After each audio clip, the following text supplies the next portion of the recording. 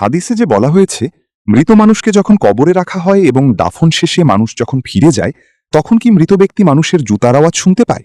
এটা কি সঠিক? এই যে আপনি মৃত শব্দটি ব্যবহার করলেন, এটা কিন্তু কেবল শরীরের ক্ষেত্রে প্রযোজ্য।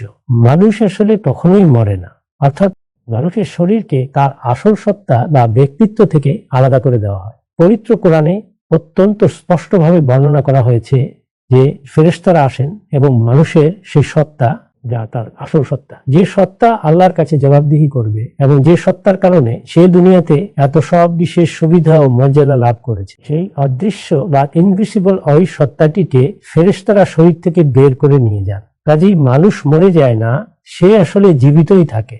মৃত্যু বলতে কেবল এতটুকুই বোঝায় যে তার শরীরটিকে তার আসল সত্তা থেকে আলাদা করে দেওয়া হয়। সুতরাং এতে অবাক হওয়ার কিছু নেই।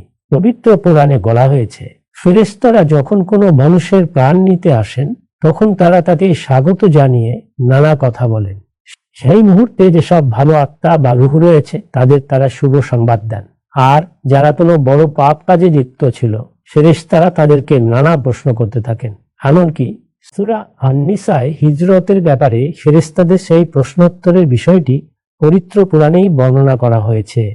এটি কোনো অসম্ভব বিষয় নয় যে মৃত ব্যক্তি হয়তো কোনো না কোনো পর্যায়ে আপনাদের আওয়াজ শুনতে পায়, এরপর তাকে নিয়ে যাওয়া হয় এবং তখন আমাদের ও তাদের মধ্যকার সমস্ত যোগাযোগ সম্পূর্ণরূপে বিচ্ছিন্ন হয়ে যায়।